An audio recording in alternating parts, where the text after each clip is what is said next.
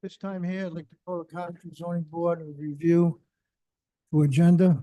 At this time, I'd like to have the roll call. Do we have the secretary here? Terry's not coming. Okay, Doug, I'm gonna bug you to do the roll call. Sure. We'll do a roll call vote and you'll have to excuse me. Normally I might have a list of your names, but I'm gonna do my best. Member Pelletier, in this case, Ross Pelletier. Present. Member Cloutier. Here. Member Chair Crow. Here. Member Lockley. Member Iannotti. Member Ronald Pelletier. Here. Okay, let the record reflect that we have enough members to conduct business here tonight. Also, I'd like to point out that the fire exits are to your rear. These exits here take you into the building, so the only exits you have for fire are to the rear. And also at this time here, I'd like to have the minutes of the meeting approved. Russ, would you, because I wasn't at the last meeting? Motion to approve the minutes as presented. Okay, minutes have been requested approved and seconded. All those in favor say aye. Aye. Nays? Ayes have it. Okay, we still have the ratification of the last month's decisions. On that, there weren't any. Okay, so that solves that problem. Okay, and then new business. Can we have the application read into the record? Doug? I'll do that. New business, agenda item 6.1, owner applicant Fernando Goncalves, pardon the pronunciation. Location, Assessor's Plat 33 lot 6.13 at 5 Hill Farm Camp Road. The applicant is seeking and I should make a note on this one. The agenda and the notice on this item suggests that the applicant is seeking a special use permit and a dimensional variance. That was an error. This does not trigger a special use permit. It only triggers a dimensional variance. That is considered an over notification, so it is still proper for us to hear the dimensional variance. This does not categorize a need for a special use permit at all. It would have in our old code, but as of January 1st, it does not trigger a need for a special use permit, only dimensional variance. No, I mean, the agenda is what it is. I'm making this note for the record so it's clear that we're only providing the relief. We're only considering the relief for a dimensional variance. Again, it's considered an over notice. That means that we didn't under notice. We noticed the correct item, but we noticed something that we don't need to provide. Just a dimensional variance for rear setback. So they're looking to construct a 480 square foot addition to the single family dwelling. The addition will be 32 feet wide and encroach into the rear setback. The applicant is also seeking the construction of a 28 foot by 28 foot detached 2-car garage. Okay, now, on that one there, that is a condo association, am I correct? So all the land belongs within the condo association. So we're doing the individual lots or we're doing the whole thing? I'm going to allow the applicant to provide context. When you review this, understand that it is all one lot. There's many different land condo units. However, when we review something for setbacks, we review lot lines. There's nothing in our code that allows us to review distance from a land condo unit line. The rear setback line, in this case, is the water's edge. That is considered the rear property line. And this applicant still does need relief from that rear setback. You're talking the water as rear? That's correct. The water is the rear property line in this case. Now, I went over there and took a look at that. This is very, very close to the water. Well, I'll allow the applicant to address the merits of the proposal in their words. Okay.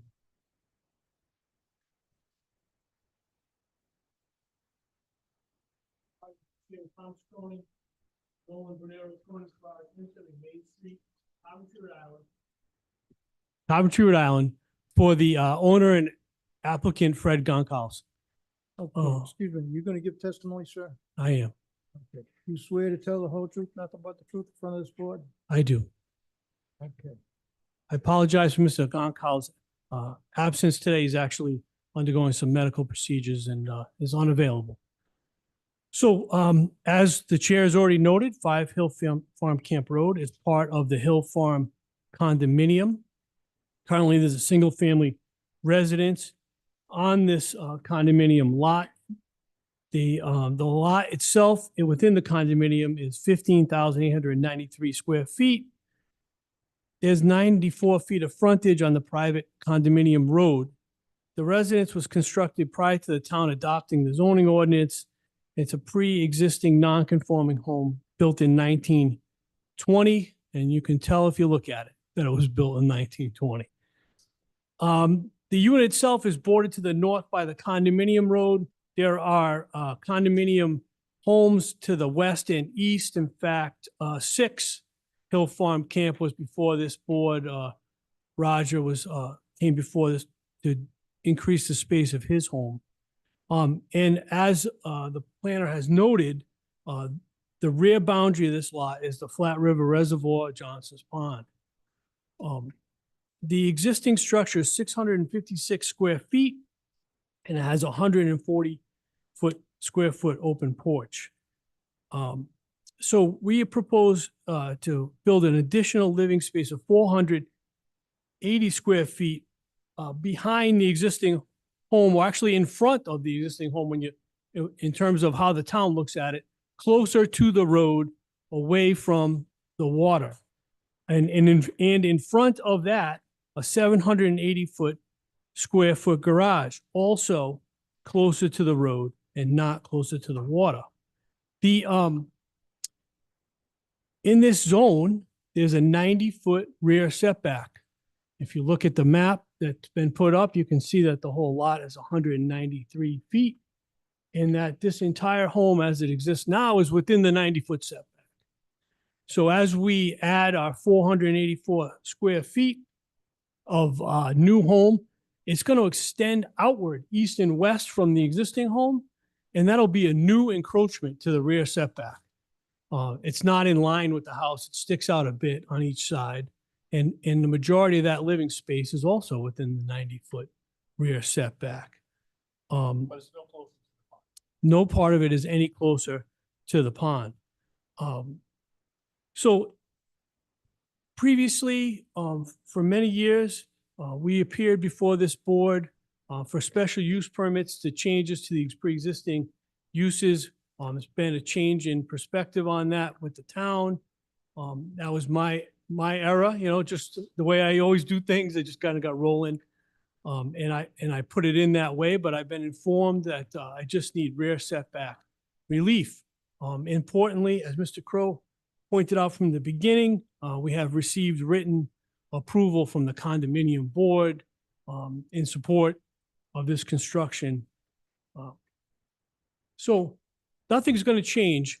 The existing well is going to be used. The existing OWTS is going to be used. The existing driveway is going to be used. The utilities will come in the same way.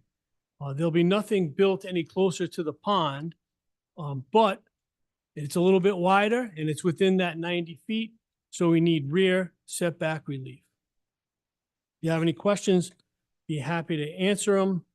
I should have brought a color-coded map so you can see what's what, but it doesn't make too much sense. But from the existing house toward the road, in essence, in the front of the house is where the construction is going. Okay. Now, the condominium association itself, the whole condominium, does it end at that road or does it go further? These Hill Farm Camp is a land condominium. So when these folks bought their condominium units, they bought, in essence, a lot. They bought a condominium land unit. And so this guy owns this area, this piece of property, up to the condominium road, which is owned by the condominium. And after the road, if you look at this map, to the north, That's a condominium open space owned by the condominium association. All right, so the individual lots are only within the condominium, correct? That's right. So the road is common land. That's right.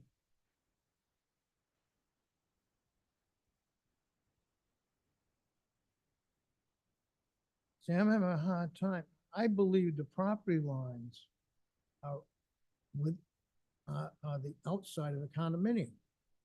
Well, in this case, the water, the rear boundary of this property is the outside of the condominium. This Right, is the but I'm actual rear saying- boundary. You got the 90 feet. Right. I think, in my opinion, goes further, it includes the road. It does not affect this application. No, you're right. It doesn't affect the application, but it does in a way because they might not, they're not, they have much more land than 90 feet is what I'm saying. Right, as I've appeared before this board and right next door, Roger, his last name escapes me at the moment. He crossed that road and put in a septic system Exactly. across that road. Right. Yeah, that is an option. And that is something that, we have to appear before the condominium association. Right, approves that, right.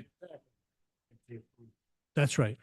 Yeah, So if this group needed that space, they could go across street with the condominium approval.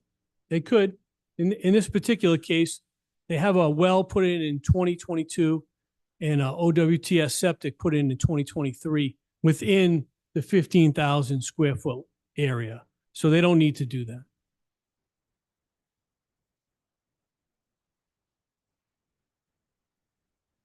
I actually have no complaints. I just think it'd be a lot easier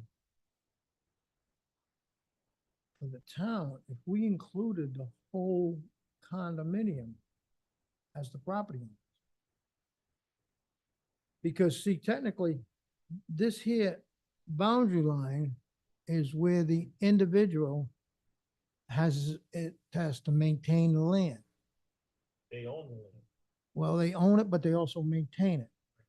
All right, but they had to buy it from the various,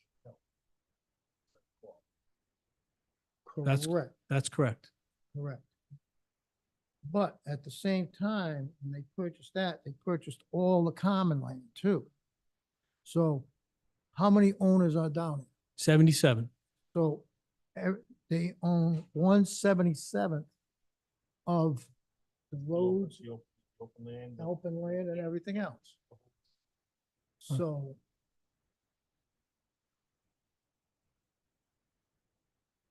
But this variance, is they going for it because the whole house is in the setback. it's from in the their, pond. it's in their exclusive rights area. And we're asking for a setback. See, what I'm saying is this, They're asking for a setback. They're gonna because it's go so close to the sideways, they're water. not gonna go backwards or frontwards. they're gonna, yeah, because they got more room. Well, they don't have very much room if you look at it from us facing the water. The right side, you have very little room, That's correct. but you do have much more room on the other side, the left side. Yeah, well, could I approach the screen without please. touching it? Boy, you're very good, sir. So, yeah, this is the existing home. Yep. And they're going this way. Yep. But there's gonna be two little pieces here and here that are gonna be new areas that have exposure to the rear boundary. But are you tearing down this whole structure, just starting fresh? They're gonna gut the existing, they can't tear it down. As this board is well aware, because it's so close to the pond, you have to so it'll be They don't have gutted. Permission to, It's in terrible shape. but- it's in you're right, it's in It is terrible, yeah, it's- So they I've been don't, in it. It was, they it don't was, have a right if they ask to tear it down and start over fresh? that's not, well, they might, Mr. Chairman, but that's not the approach they're taking here. Well, They- I think they if wanna it's gut better construction for them better for the environment, better for the condo association. Be a win-win for everybody. Sometimes when town. they're doing the construction, walls fall down when they're unsupported and you have to rebuild. It happens from time to time, but that's not the plan. That's not what it's for. Right. Right, but the town could offer that to them, couldn't you? I mean, in general, I think we react to the proposals that come in front of us. This particular applicant wants to maintain aspects of that structure, perhaps reinforce it and then build around it. It's not within our purview to guide the applicant otherwise unless they're seeking our input. We generally respond to the applications as they're presented. I mean, I think to be frank, Mr. Chairman, the applicant does not want to engage with DEM. And you Doesn't want to engage with it. don't want to have to yield. Right.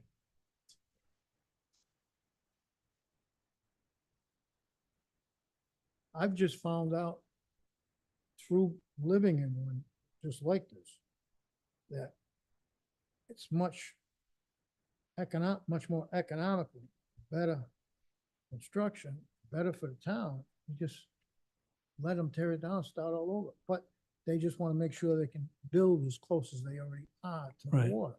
And I understand they don't want to give that up because that would only make it more. But I understood that if you ask permission, you could do that. It's not a piece of permit. I don't think that the town has the right to provide permission to something that would trigger a DEM permit, and they would have their own independent authority. So I think what the applicant is doing is they're not looking to demolish the structure. They're looking to utilize the grandfathered footprint of the structure as far as DEM is concerned, build around it on the other side of the water.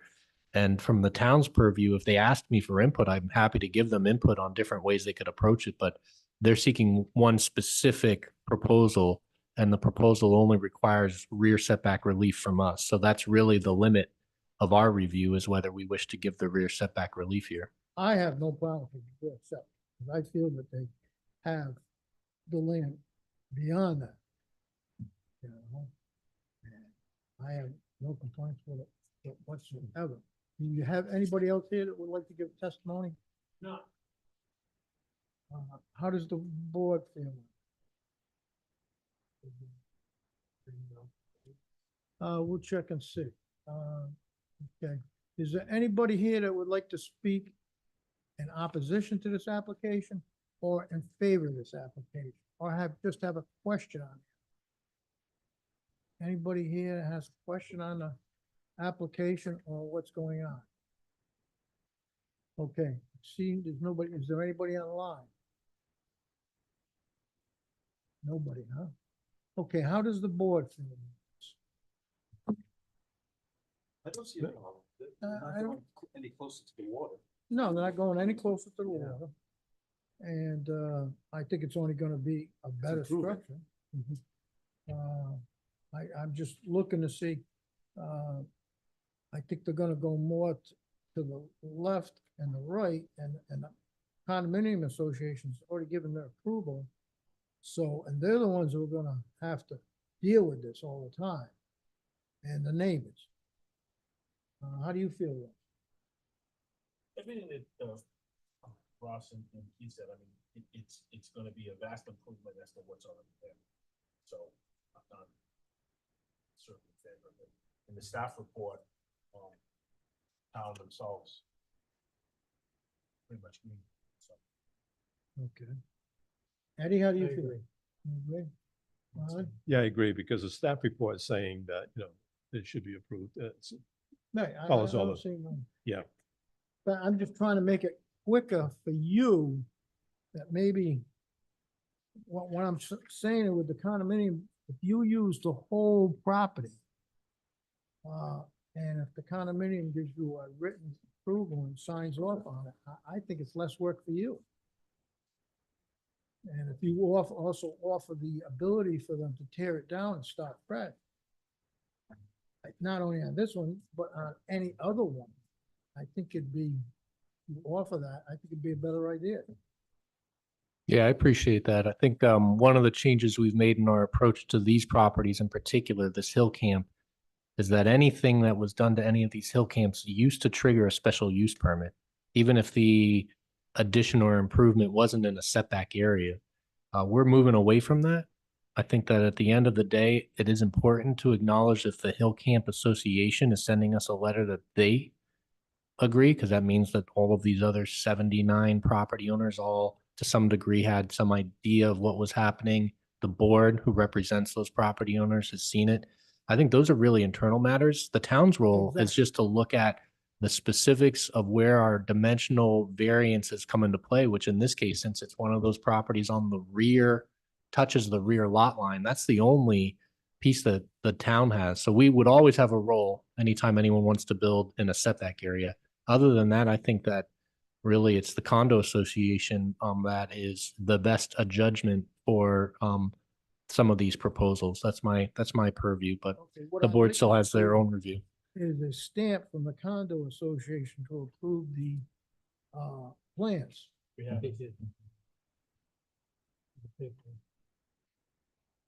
Right, yeah, just a stamp. You see, Doug, how many Right, homes I- have the I- condo association? President, but I would like because that's just a general letter. We say, yes, we do approve these plans that are being submitted. I'd like to have the plans approved by the condo association. Well, I think that the condo association is represented by their president, and we do have a signed letter from the president that they have no objections.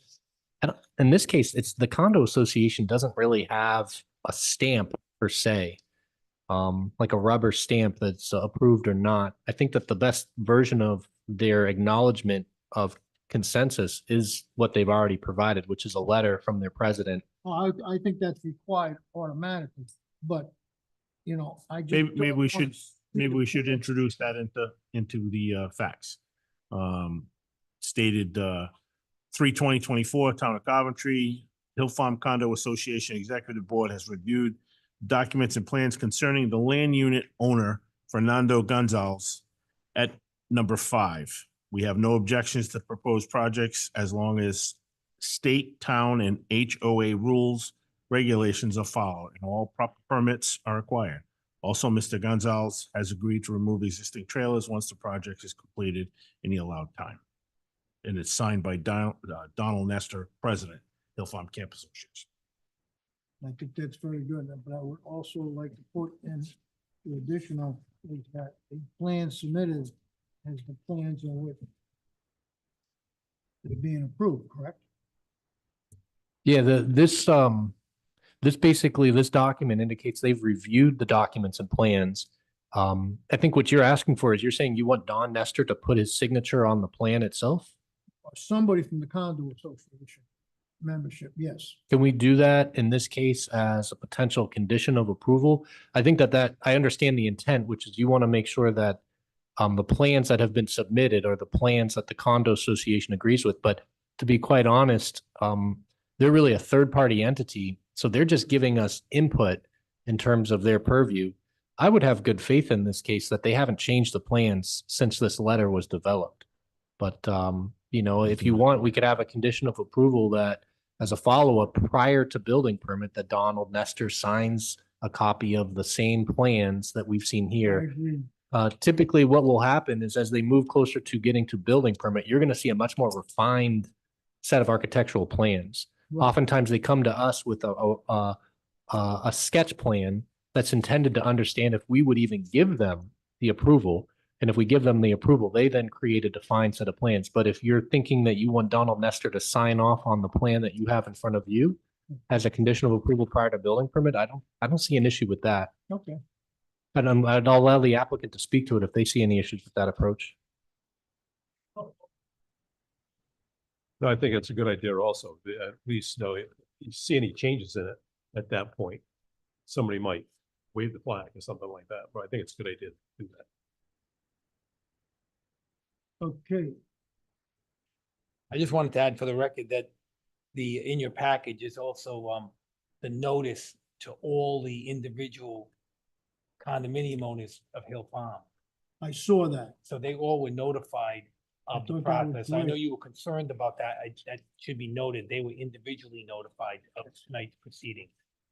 I think that's a great idea on your part. And it's actually the state mandates it. Those abutters are all considered legal abutters, so they get notice of this just by default of state law and local code. Okay, is there anything else the board would like to? Okay, since I see nobody speaking against this, I'd like to have a motion that we vote on this tonight. So moved. Second. Okay, motion made by Russ.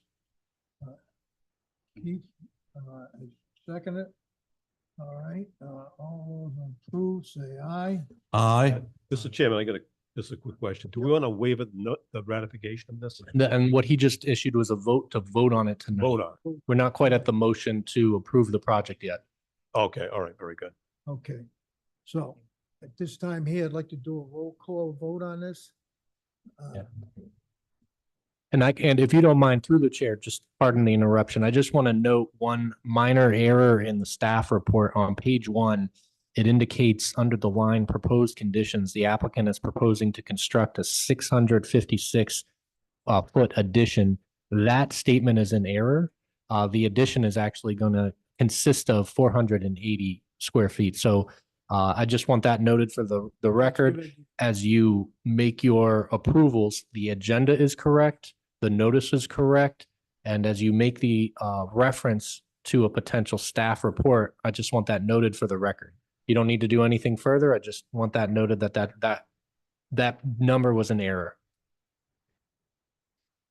Okay, at this time here, I'd like to have a roll call vote on this application. Russ, how do you vote?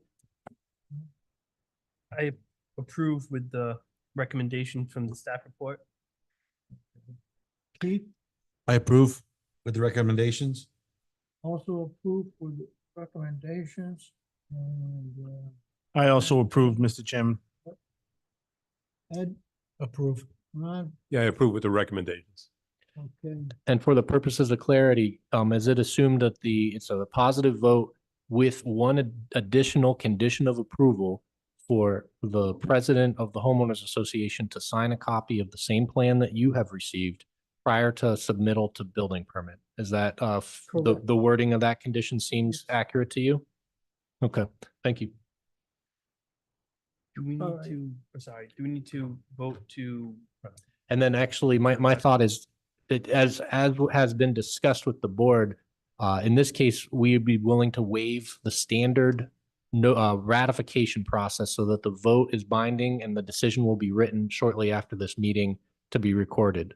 That this won't come back for a ratification. okay, will Next not come month. for a ratification, but the actual decision would be reviewed by the board before.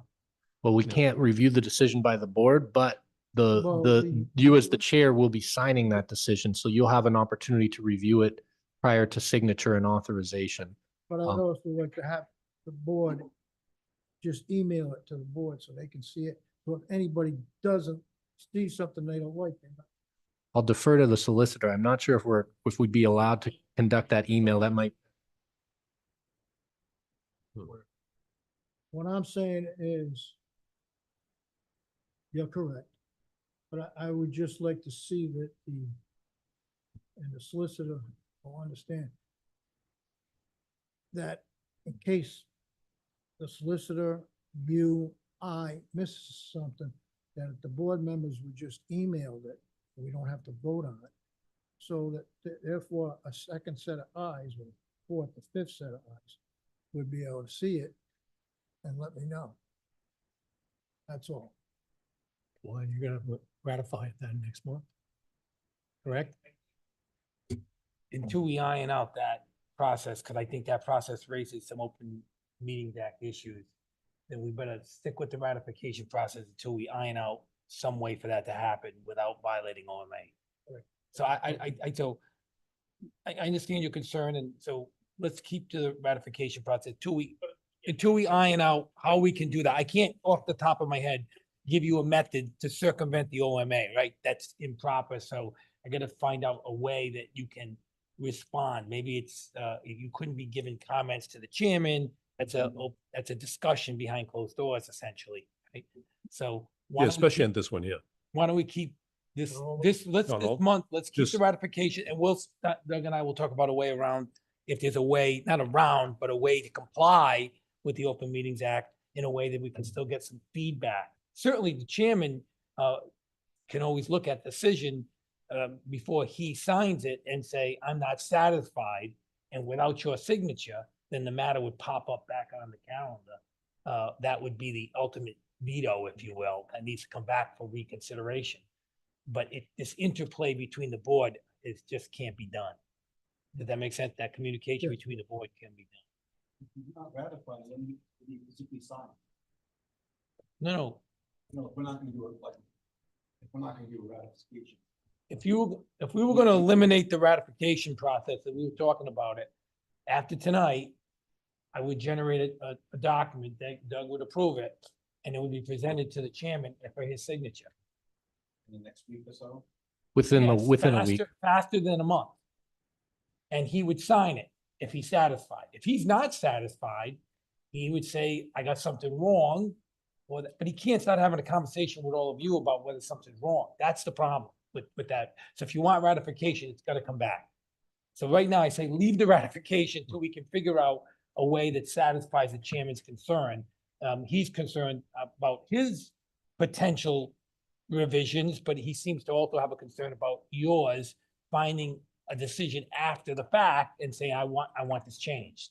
That's what I'm kind of, Yes, so right now, let's leave the ratification and then we'll have to revisit this, Mr. Planner, Mr. Doug, and see if there's a way we can do that. Yeah, that sounds like the best solution. I just don't want to try to resolve that today, if All right. that's what the chairman wants. The only other suggestion I have through the chair is, it is possible to have a second set of eyes. What there can't be is there can't be discussion that forms opinions, amongst the members without an open meeting. It is possible, Bob, if you saw the decision, that you could ask that, another member, Russ, could also look at it, and two independent sets of eyes, as long as you're not communicating. Really, you're just looking for a verification check. You're not anticipating changes. You're No, looking for a not verification anticipating. check. oh, I just, our past history here. We have an excellent solicitor here. You are very good.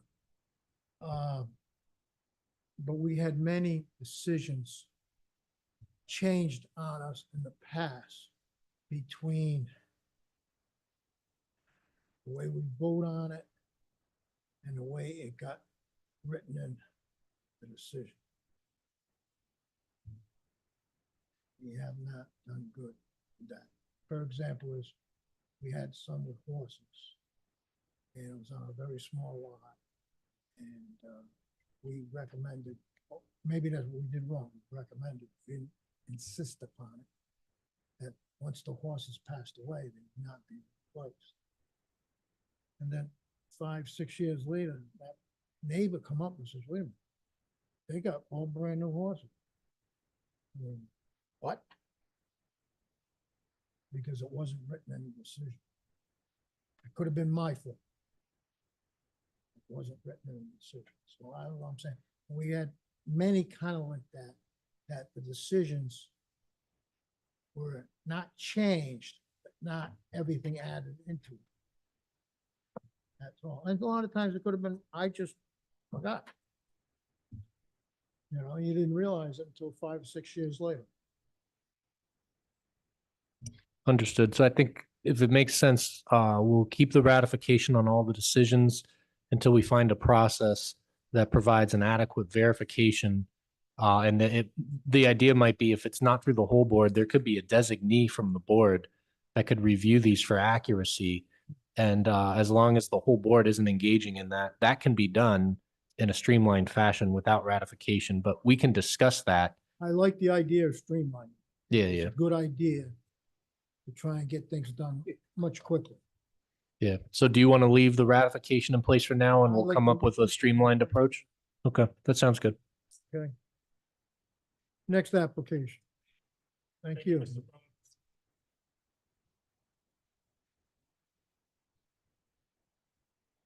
All right, next applicant. Agenda item 6.2, owner applicant Peter Romaglia. Location is Assessor's Plat 42, Lot 82, 5 Acadia Court. The applicant is seeking a dimensional variance for an increase of 12.372 percent lot coverage. The applicant is constructing a 12 by 20-foot shed that meets all setback requirements, but will increase the lot coverage from 31.20% to 32.272%, where 20% is allowed. Is the applicant here, please? Please come up to the podium. Please give your full name and address. Peter Romaglia, it's 5 Acacia Court in Coventry. Okay, I gotta ask you, raise your right hand. You swear to tell the whole truth, nothing but the truth in front of this board? I do. Okay. Please explain to me what you'd like to I'm just trying to build a shed in my backyard. Pretty simple. do. Okay, so you just want to put a shed up. Correct. And you realize that the problem is, I guess, in the coverage. I have no, going over there, I have no complaints on it whatsoever. Let me see if there's, anybody board has any questions. No? I don't have any. Keith? Pretty so. Not at all. Pretty simple. No, It's it's- right there, that's right there. Okay. So Got the basis at done. this time here, I'm gonna ask you to take a seat. I'm gonna check and see if there's anybody in the audience that would like to speak on this application, Yes, sir. for, against, or just have a question on it. Anybody here have any questions at all on the application? Okay, let's see if there's anybody online that has a question in the application. Nothing? Okay. Now I'm gonna refer back to our solicitor. Do we have anything else? I do have one question, or concern, not concern, just clarification.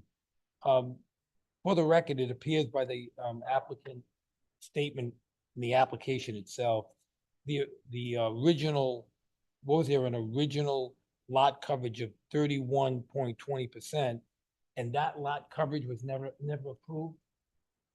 When I purchased the home, so all the structures were there, everything was there.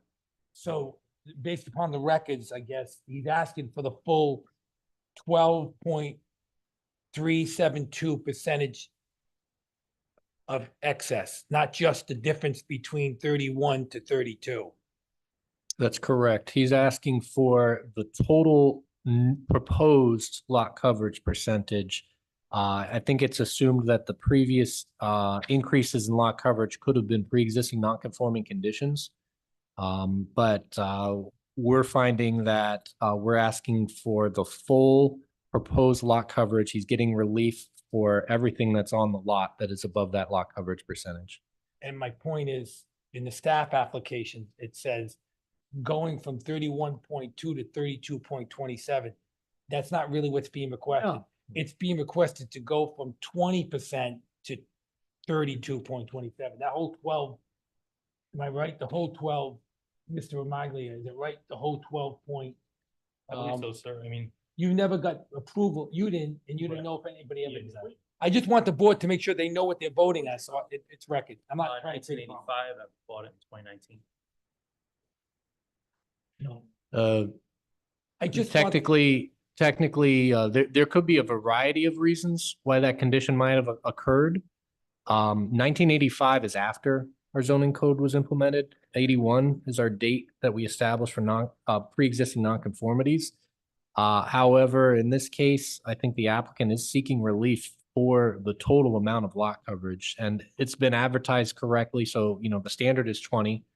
They want to be at 32.27, and they've properly advertised and seeking relief for everything. So if there have been issues in the past, they're seeking relief for everything tonight.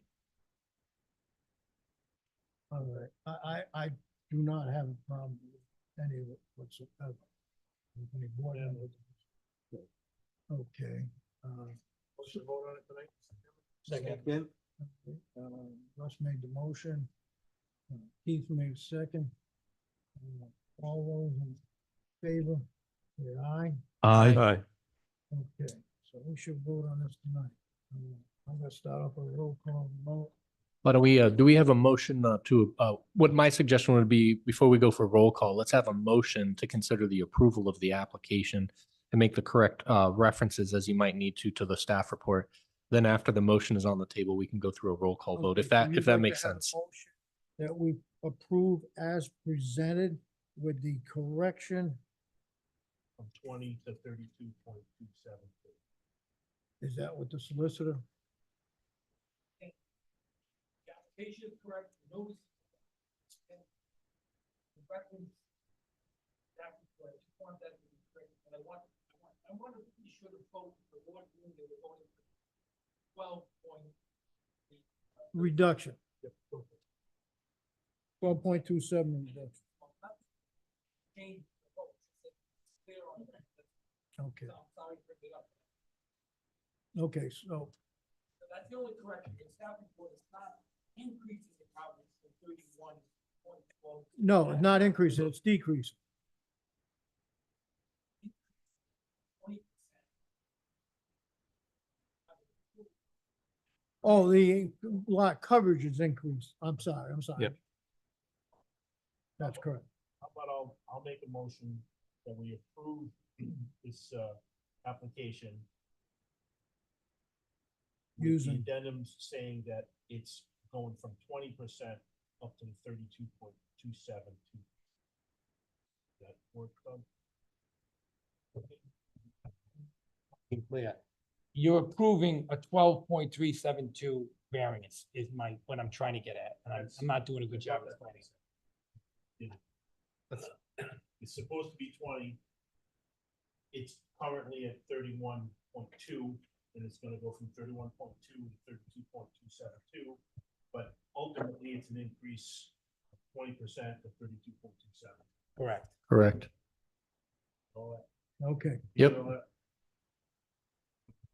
A few times. as presented. Okay. Yep. Okay.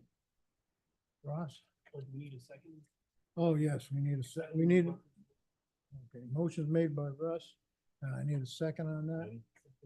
Okay, second by Russ. Okay. All those in favor say aye. Aye.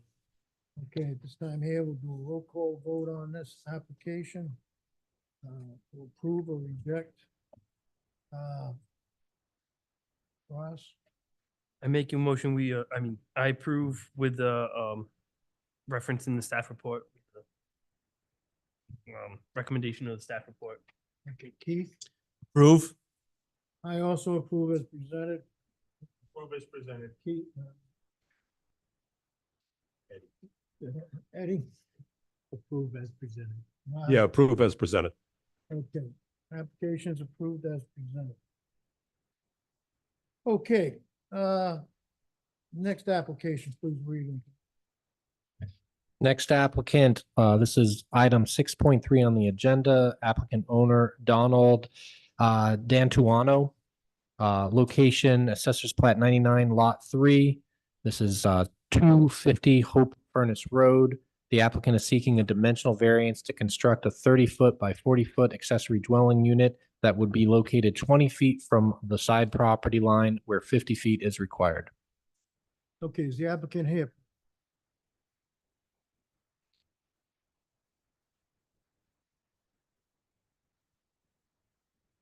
Take your time, please.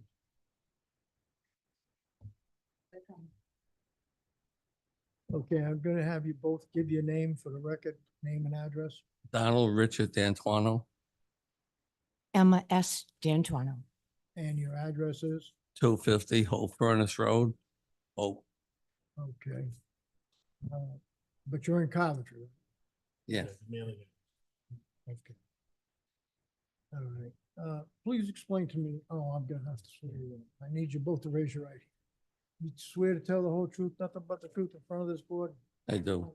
Thank you. very much. Okay, explain to me what you'd like to do. I'm looking to put an in-law or apartment, whatever you call it, for me and my wife. I have a breathing problem. Past year and a half, I've been going to the VA hospital and trying to figure out why. I can't go up and down stairs. The house we live in has a finished basement, first floor, second floor, so it's difficult for me to go up and down. Where if I'm all on one level, I think I would have a better how can I- life. So we do that. My daughter, her family would move into the main house, so we won't have to sell it and go look for another place to live. So you'll have your daughter there to watch over you too. Yes. Yeah. And vice versa. All right, vice versa, yes. Is there anything, any other questions the board might have on this here application? I did. The proposed addition is offset from the house. Is there a reason why it can't be squared up with the house? Is it Well, if we additions? move it forward, then you're gonna be walking from one door into the other door. We found out we can't do that. So if we butt the corners together, there's something about you have to be 5 feet away for fire regulation. Am I correct? Yeah, that's correct. This is, I would note for the record, this is an applicant that after they submitted this proposal, as you might see in their site plan, the previous site plan had the idea that the new proposed accessory dwelling unit was going to share a corner post with the existing house. And upon my recommendation, I actually suggested if they wanted to do that and they were attached, there were other regulations that they were going to need to adhere to, including an interior door that their plans did not account for. And nor did they actually, after discussion, feel it was necessary for these two units to be attached at a corner post. Under my recommendation, I asked them to shift the building, the accessory building, 5 feet to the rear. It doesn't change their need for the side setback relief, but now they're detached and they're not missing any sections of code they need relief from. They're allowed to have a detached unit just as them. Two standalone units, one's the primary dwelling, one's the accessory. So I think that it's correct in front of you as it's been I'd notified, and really that's just making sure it's clear that this is a detached accessory dwelling unit, not attached, and they have all the correct relief that's in front of you tonight. So we're just gonna move the house 5 feet. Yep. Up. And I think Mr. Cloutier's question might have been geared towards is why is the house off to the side of the main house? And they might be able to answer that better than I can. So these are gonna be detached. Yeah, that was done Preliminary. just to get it into the zoning thing. We had to get something done fast. I went over there today and I'll tell you the truth. They might have to take and lower their, put up full foundation and I believe, and actually kind of like a garage, but they'd be living in foundation, imagine. I don't know how they could do it, because they gotta hold back the dirt. Because I don't think they want to climb stairs. I think they want to eliminate stairs. And it makes sense. You know, if they really, if they wanted to save money, they could just put it right in the garage. No, there's no way of tying everything in because the well is in the back of the yard. The septic's in the front of the yard, and where the garage is, how are you gonna run You're your? you're gonna use the same septic system. Yeah, And it's capable of taking. Okay. we already have that checked out by the gentleman who pumps the thing. All right, I'm sure the building department will do that. Am I correct, Doug? And we were thinking of putting a partial foundation with a crawl space. That's all you need, instead of go, I don't know, 8, 10 feet, whatever it is. I don't disagree. Well, So you don't need a cellar anyway. You know, He doesn't disagree. He agrees. Oh, so you're not gonna have a cellar, you just gotta have a crawl space underneath that. Underneath the house. Yeah, crawl space. Underneath, okay. Yeah, just a crawl space underneath the house. You're gonna have like, yeah. it instead of would a be maybe actual 4 or cellar, 5 you're gonna have feet a at crawl least space. deep with a cement floor on it. Yeah, So okay. What are Be easy you to proposing get for in. a heating system? What are you proposing for a heating system? Heating system, what are you gonna use for? Oh, those units that go up into the wall there. Air Mini conditioner, splitters. heating Okay. unit. Splits, okay. In fact, the air conditioning guy was there yesterday, and he does those Mitsubishi units up there. Okay. If the I'm good. board has no more questions. Let me see if our solicitor. Only I didn't know if the board's question, was it Mr. Cludio's question? About whether the ADU, could it be moved back towards the garage and, No, he mentioned if we have a garage there. Right. Yeah, he said we could make that garage into a home. that was another comment. I thought Mr. Cludio was saying, when I'm looking at your map, and I just want to make sure the question is either answered. I know you don't want to put it right behind the house, right? Because it Well, would- that's where we That's where it's originally gonna wanted go. to patch it, No, but then we were gonna go back 5 feet. I understand that. I think Mr. Cludio's question was, can you move this box back and over? No, Not over. because it's gonna be where the well is, Well, yeah, right? there's reasons why. Yep, with it's well covered, and yep. septic, they can't go That's forward. basically the only spot you can put it in at this That, point. that aids the board as to why the relief is necessary. They got the septic in front of the house. They don't want to build on top of the septic. Makes sense. Yeah, and well on the other side. So this pretty much leaves the only spot to pick. But I did say one thing, we're on almost 4.5 acres of land, but it's, most of it, a lot of it is frontage. Mhm. And where the septic system is, the leach field, but in the back is our well, and then beyond that, way in the back is Wetland. wetlands. So we have that acreage, but we have. It's not buildable. A small area in the back of the house, that's where we would like to utilize that. Really one of the best places for it. Mm-hmm.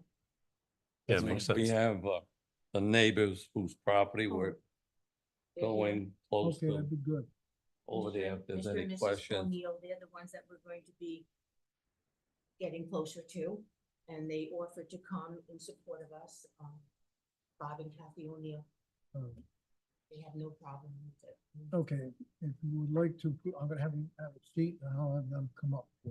Okay, Kathy and Bob, can you come up?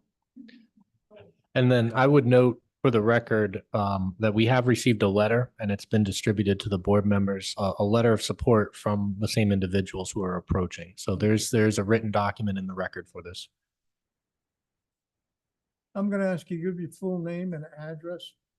Kathleen O'Neill, 256 Hope Furnace Road. Robert Sir? O'Neill, 256 Hope Furnace Road. Okay, now I'm gonna ask you to raise your right hand. Swear to help tell the whole truth, nothing but the truth from this board? Yes, Okay, so you live right, as you're facing the house to the right? correct. Okay, West so side. you're the closest neighbor to this Yeah, addition? yeah, we're the only one on that side of their property. You're the only one on that side. Yeah. And you have no complaints about this? Oh, no, Proposal. absolutely not. No, because the house is so far back from, you know, I mean, it's not up against my house. It's up in the back. It's nothing, yeah. No problem whatsoever. But you've had a chance to review the plans and everything else? Oh, yeah, they came over to us. We went out and looked at it and everything. Yeah, I have no problem. There's plenty of room for everybody. Okay, that was very nice of you to come. Thank you very much. Thank You're you. very welcome. Okay, That's it. that's it. Thank you. Is there anybody else like to speak on this application? Just have a question, for or against? Anything else? Let me see if there's anybody online that would like to speak on this application. Nope, I'm told there's nobody online, so at this time here. Motion to vote on it tonight, Mr. Chairman. Okay. Motion's been made to vote on it tonight and seconded by Ed. All those in favor say aye. Aye. Okay. All right, does the solicitor have any other questions? Before we vote on this?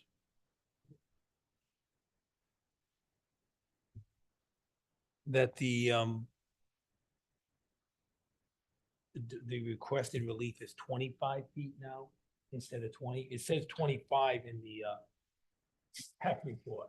Where does it say that? I'll take a look. That's what I thought it was, 25 feet. Again, I think The the 20 map shows feet from the property line where 50 is needed.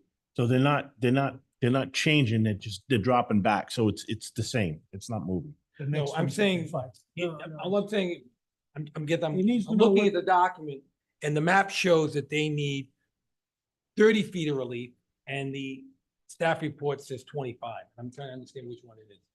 Staff report says. Not the one I'm looking at. Which page of the report, David? In the application, 6.3,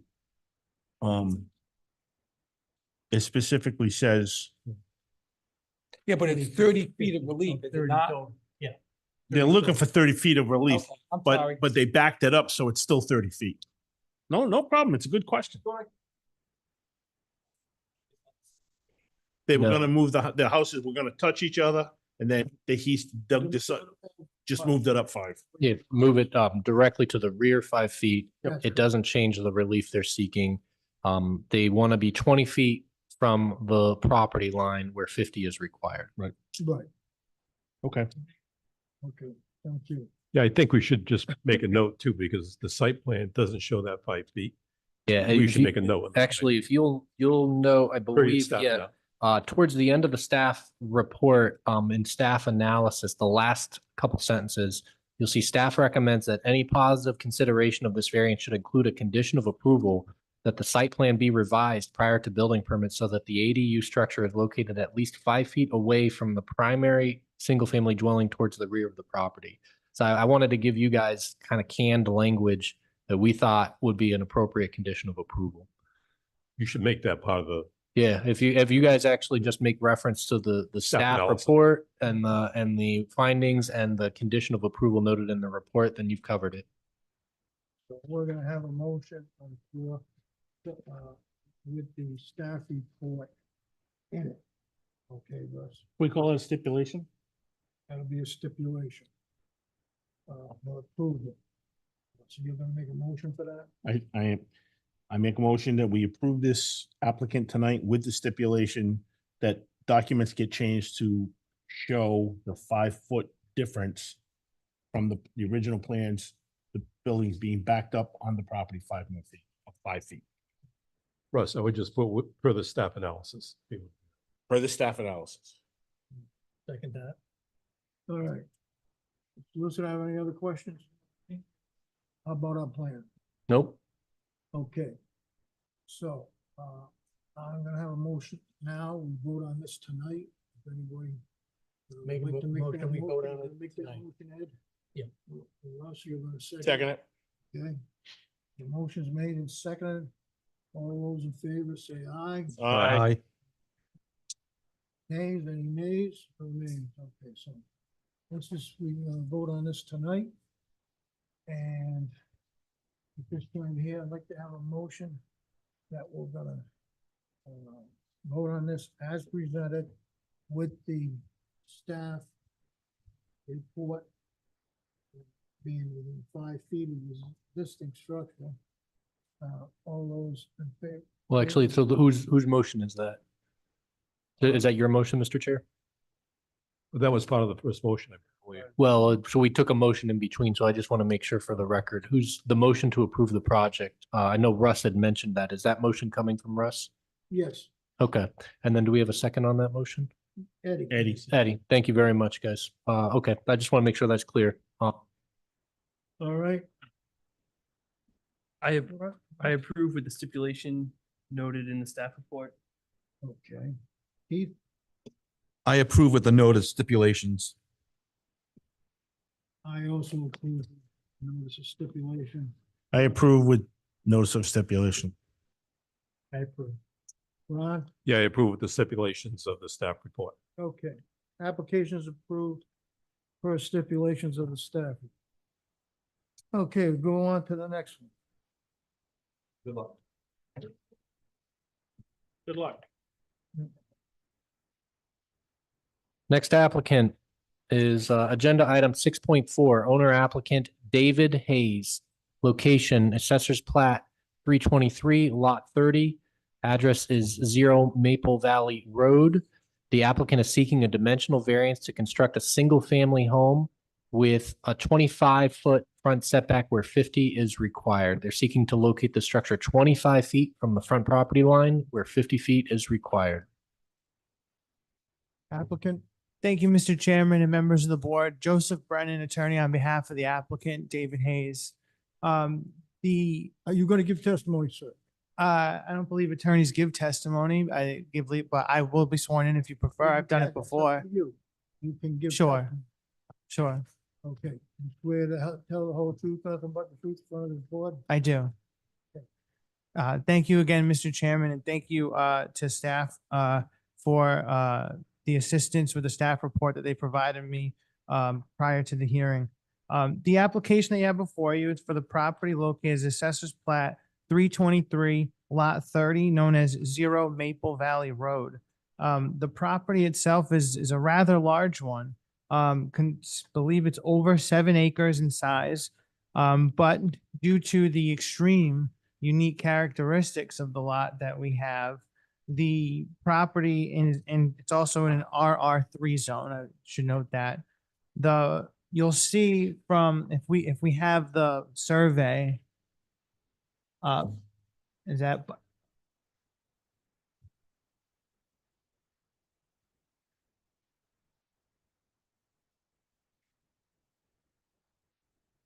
We might not have that one digitally tonight, Joe. that's okay. That's all right.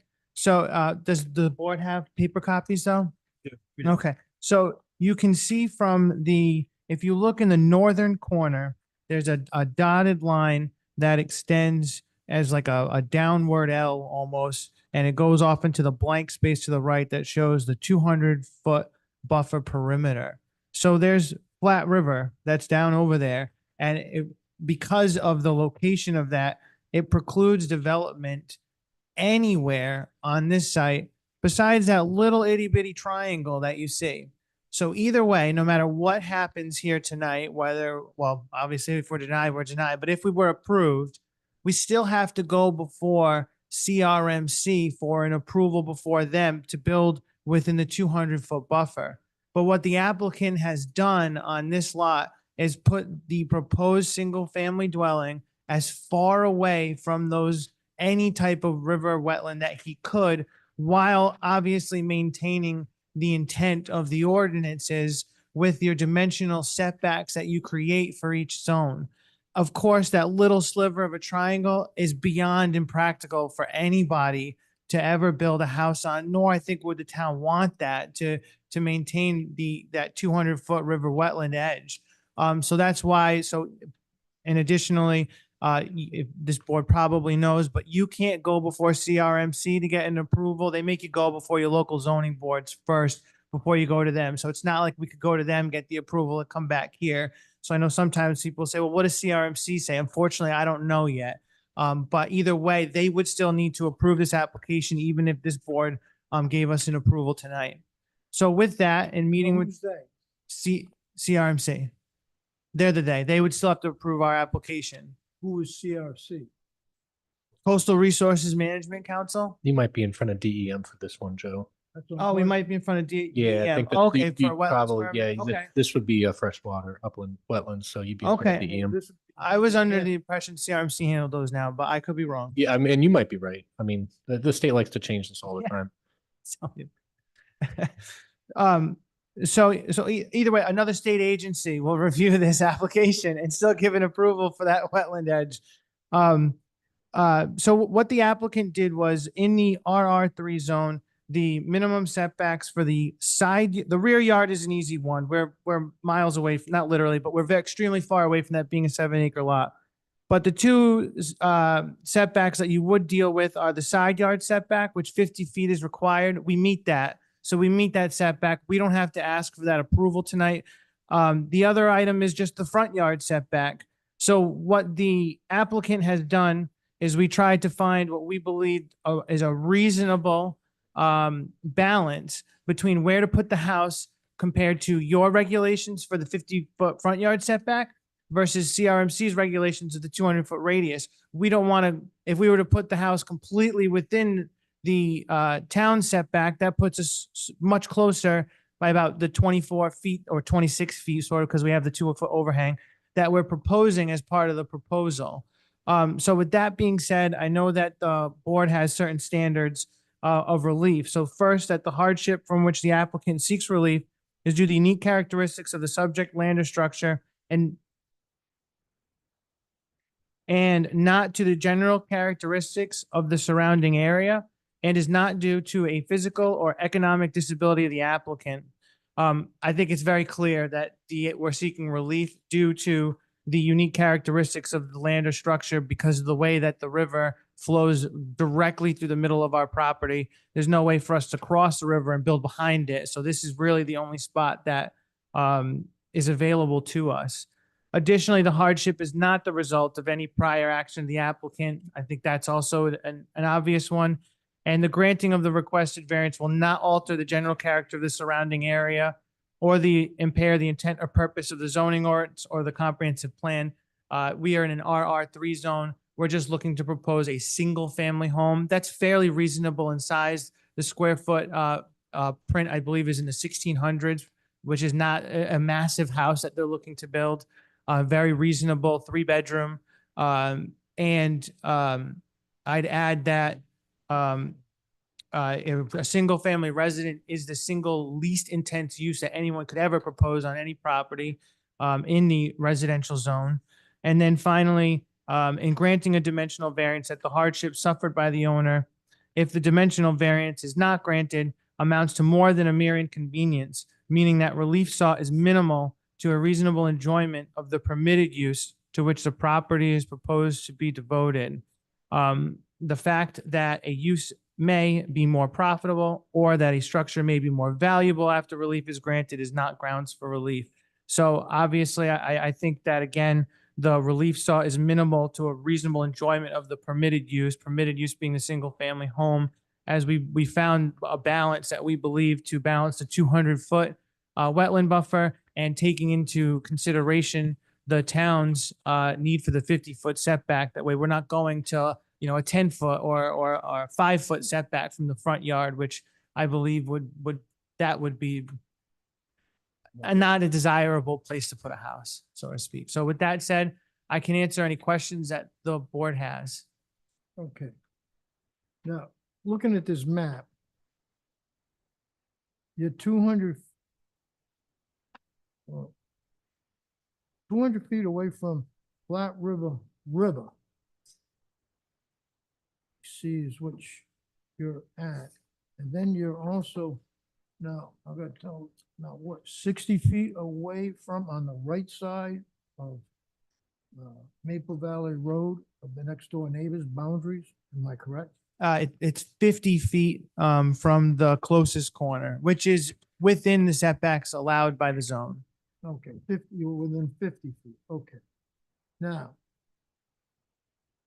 so there's no, so that's in the envelope, in the buildable envelope, that 50 feet, From the side yard, yes, not from the front yard. not from the front. So what we did was we tried to minimize our impact to the neighbor to the maximum that we could with what we have available to us. Okay, so the only thing in front of us is 25 feet from the front row. Now. Well, please submit your question. From what I understand. Oh. Yeah, okay. From what I understand, the state is taking some property, I believe, across the street. Am I correct? I honestly don't know. You can't Well, speak. Unless you come up here. I don't know. Where Mrs. Marcotte lives, she was notified that they're taking some of her frontage. So I'm just wondering if this is going to affect the other side. It's right over the bridge, am I correct? It's right opposite, Yeah, right opposite. they're doing some work there or something. Town planner hasn't been notified, correct? Mr. Iannotti brought up this idea and I was not familiar with it. That doesn't mean that there isn't work being done, but I would note this is a local town right of way. So I think the first thought was if this is a state right of way, is the state doing something? I'm not aware of the town looking to, by means of eminent domain. It's not, So then I can tell you that this is a town road. And my understanding, actually, unless I'm incorrect on that, I don't know if, so my understanding would be there's no, knowledge that I have of any proposal or work that would by eminent domain seek to change property lines in this area, but that's all that I'm aware of today. Mr. Iannotti brought up the idea because he's familiar with the area. He's familiar that something might be happening. maybe he could shed some light on this. Potter. Robert Potter. Yeah, and I'd say if we're gonna take public comment, perhaps we just make sure that we've gotten all the It's not- questions.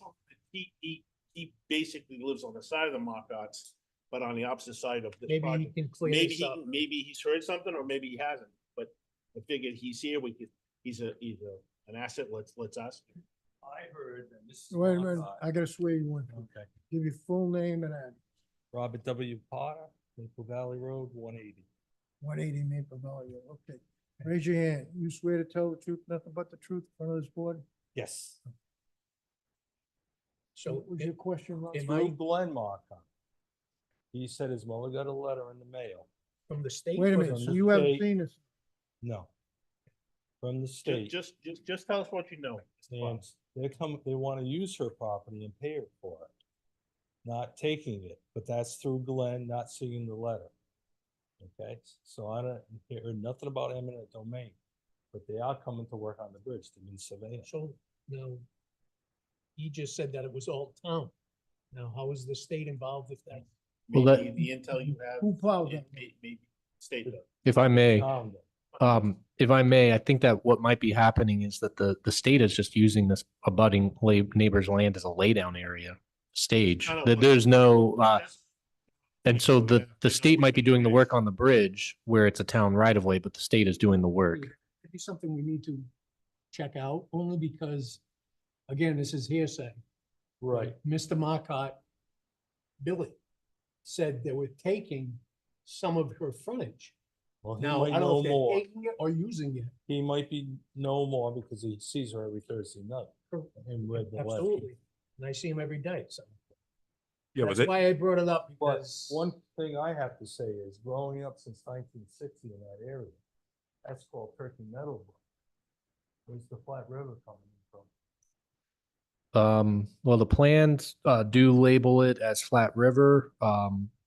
Whether that's the formal name or whatever the name is and on the records with typically it would be like state records for water bodies.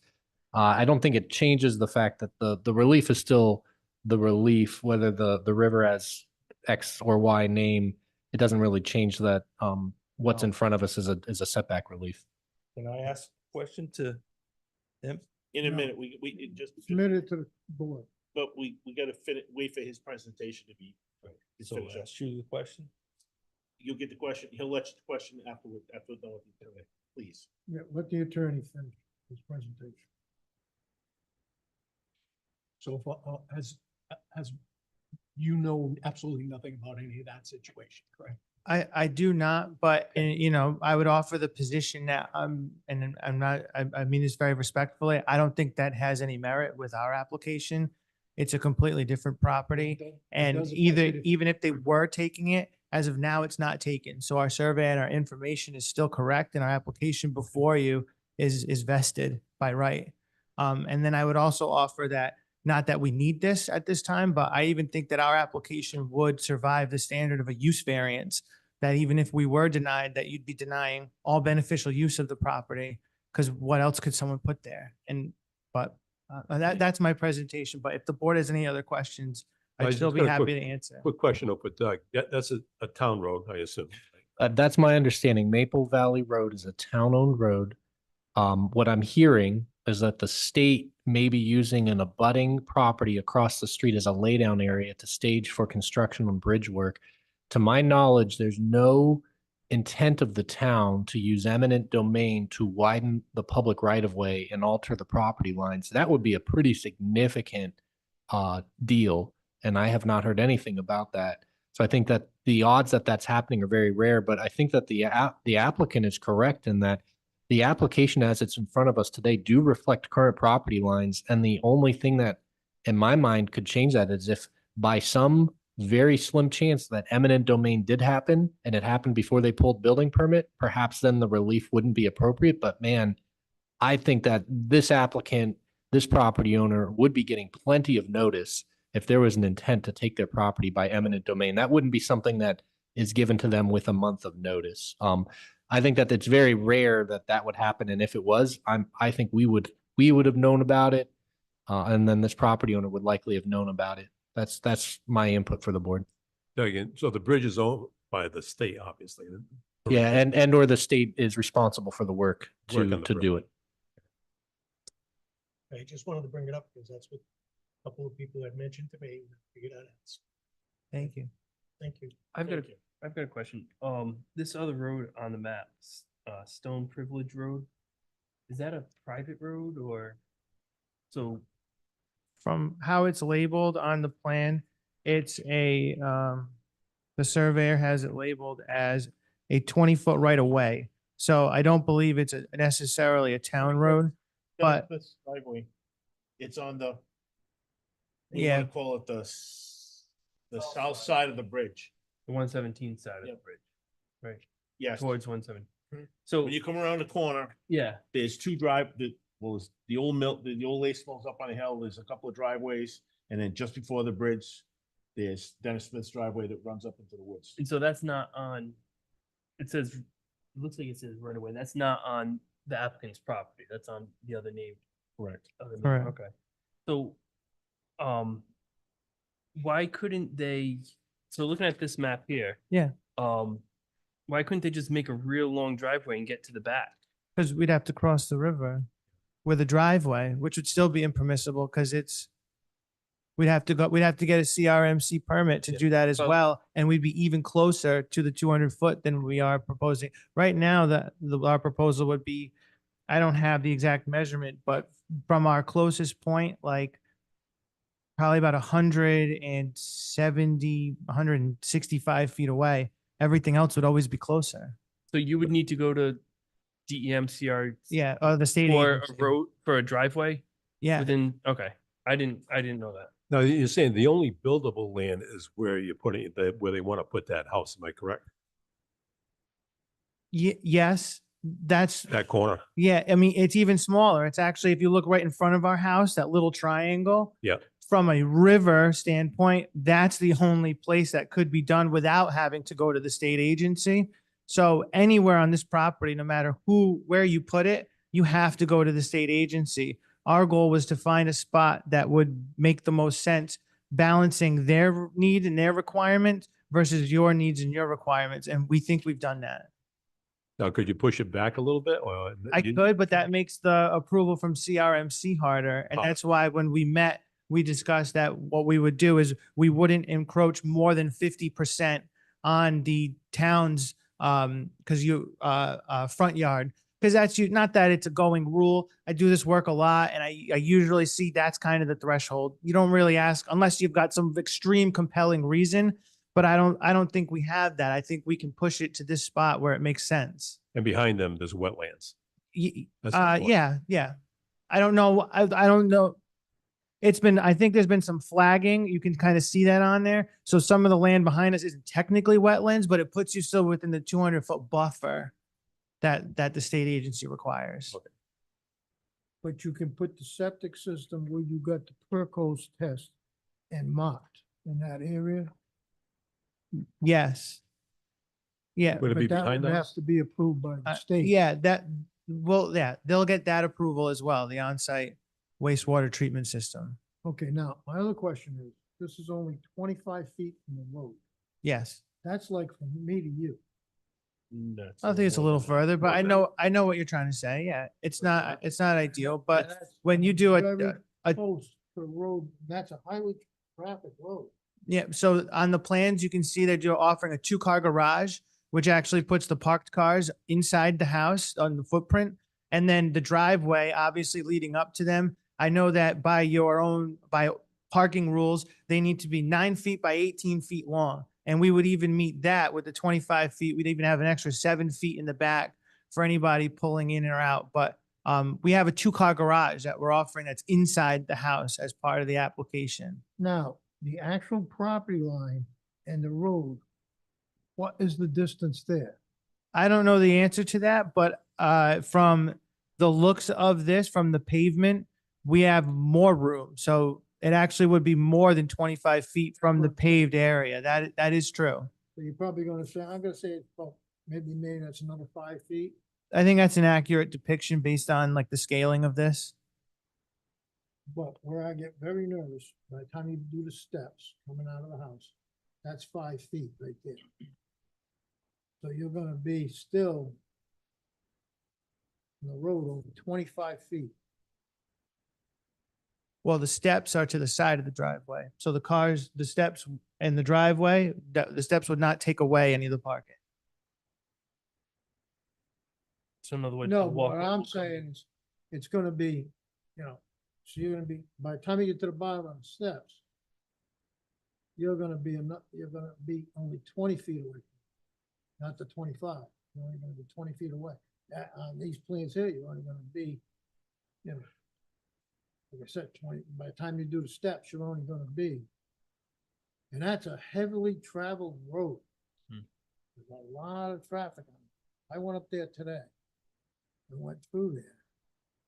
And I'm gonna be honest with you, I'd like to see it staked out for, I approve this. I'd like to see this here staked out, so I know exactly where this house is gonna go. I don't know how the board feels. Yeah, so I'd like to see it staked Now, the out. question, I got a question for Doug on this. Was it CRC approval you need? Is that We're not Yeah, but exactly sure. I thought that CRMC had taken over the wetlands permitting, but I could be wrong. I don't do that kind of work. The engineers Yeah. submit for that. But it's either CRMC or DEM. So, okay, so whatever happens here, Doug, does it, if he goes to CRC and say they approve it or something like that, does it come back here? No, Oh, it's done. no, it would, your role is to just review this for the sake of setback relief. Okay. Right, After, you're gonna- 5 feet, that's it. yeah, and he's seeking 25 feet of relief. So in a 50-foot setback, he's seeking to locate that structure so that it'll be 25 feet from the front property line. After he takes that decision from this board, this applicant still has to do work with the state agencies to seek a permit. I think what he's trying to do is what he has noticed in past practice is that the state is looking for the local board to try to consider this specific feature, this wetland feature, and to try to consider how moving it farther away from the wetland would be the path of least resistance as opposed to them trying to adhere to the full front setback. So I think this applicant is trying to give us 25 feet because they feel that that's reasonable for safety issues, Right. getting cars in and out. But they also feel that that's trying to make an effort to get this farther away from that river. And it's unclear if the state agency will or will not approve that, but I think they're trying to make their best effort here so that they can work with the state agency and show them some Well, they compromise. spent a lot of money on all the mapping, and everything else. They really did their best with the engineering. I'm just still concerned over it, just, and 50 feet, I think, is good out there. Only 25 kind of scares me with that traffic on that road. Road's pretty heavily traveled. It's, Because either way, it needs relief from DEM, no matter what. That's correct. Even if we. Actually, I think the way to think about it is that either way, it needs a permit from the state agency. They're out of the area in which they would be not required to submit for a review and a permit. Whether they call it relief, whatever they provide, I think they might, if it's DEM, they might call it an insignificant alteration. There's all kinds of, But the state agency's gonna make them go in front of us first. the state Then agency they- does ask for local decisions to be made first. Obviously, they can't go for a building permit, but they get their essential planning level approvals. Then they go to the state and they go through the state permits. This is essentially between the two agencies. The state always wants the town planning approvals in place first before they look at it.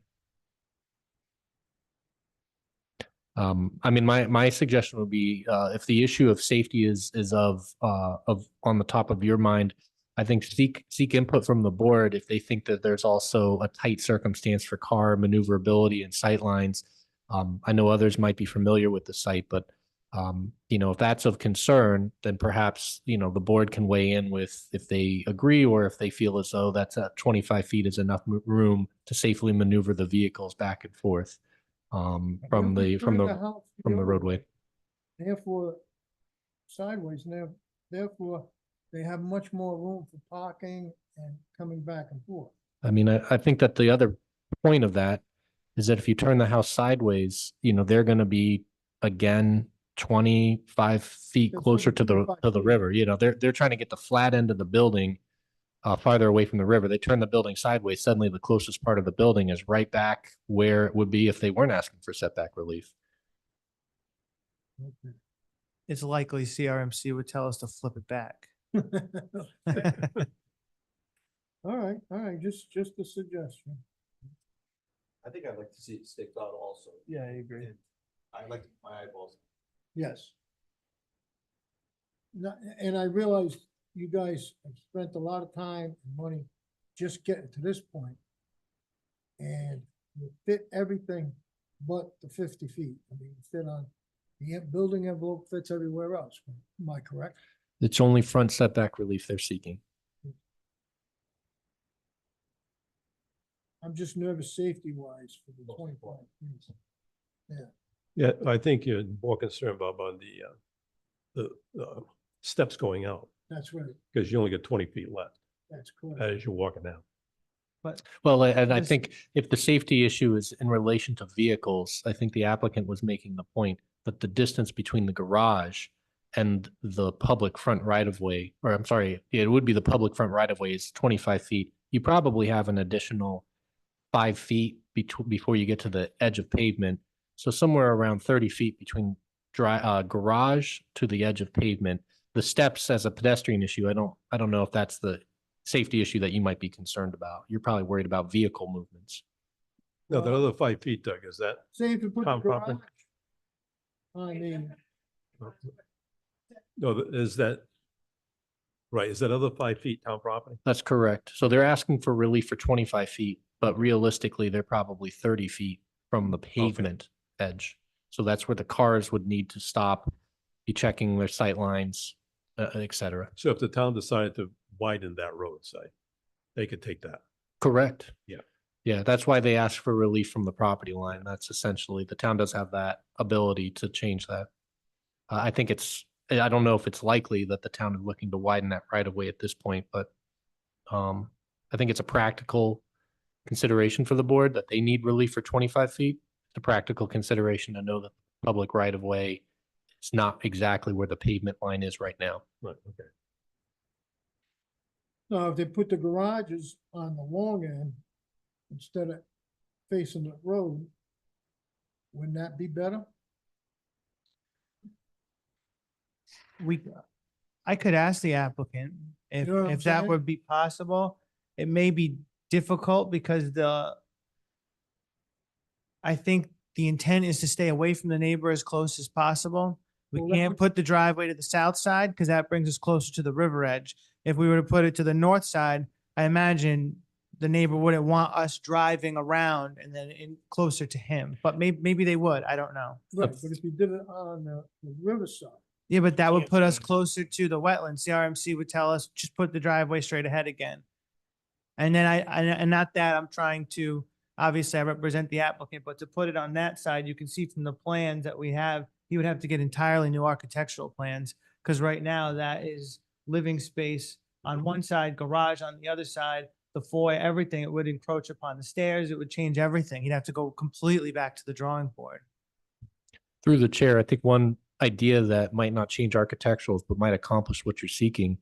I think where you're headed is you want to know that the vehicles can turn around safely on the site so that they exit the site in a forward motion as opposed to rear. You could likely accomplish that with some consideration of a driveway that has a bit of like a short hammerhead end so that the vehicles can enter the driveway moving forward, but then as they come out of the driveway, they back into the hammerhead and then drive back out.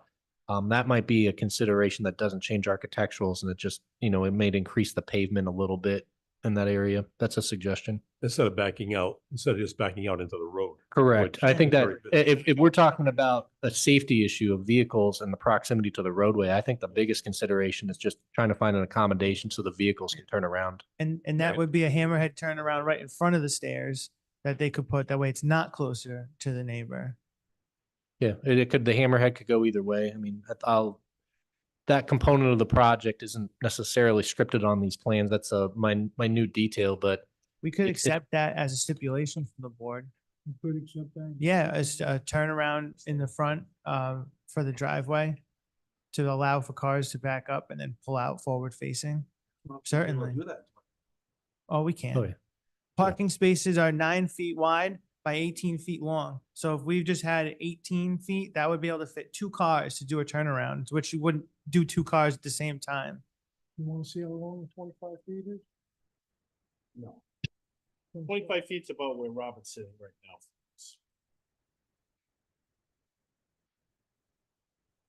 I counted the ceiling tiles. I like it. I think you're right.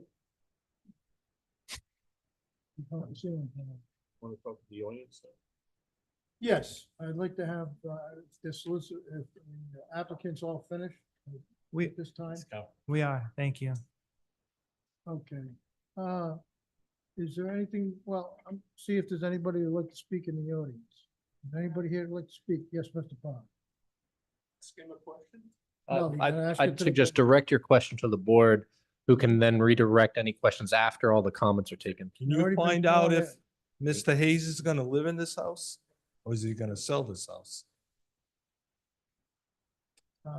We'll ask them that. Okay, and another thing, that road on the side was an old town road. You should find out if that road has been condemned. Somebody screwed it up years ago to see if it's off the town records. Dennis Smith's driveway, is that what you're talking Yeah, about? because my point is, if Mr. Hayes is selling this property, I don't want the new owners to be screwed by somebody. Okay. To I- get to that back property, if the road is still a town type of road, he can get back there to the other out of 7 acres. That's my point. Are you referring to, and I don't mean to interject, but through the board, are you referring to the right of way that is south of the subject property, the one Yes. that's called Stone Just- Privilege? Yeah, I mean, Is what, that a right of way or is that an old town road? it's being shown right now as a right of way, which indicates that it's not public, it is private. So it'd be basically this abutters, a separate piece of property, their But land. if you can't find out legally if it is, curiosity, Yeah. okay? Just like the Turkey Meadow Brook. That was always known as Turkey Meadow Brook growing up. Yep. Okay, Mr. Potter, actually, I've seen some old records at the fire station that call it Turkey Meadow. I've seen some others that call it Front River. I asked Bobby Mann, who's like been around almost as long as you. And he goes, I don't know. He says, it's not our district, it's Central's, but the water originates in our district, Hammett Road, Franklin Road, that all kind of comes down through and then eventually makes it to Johnson's Pond The or state- Flat River I Reservoir. never heard it that way. It's always been Turkey Meadow.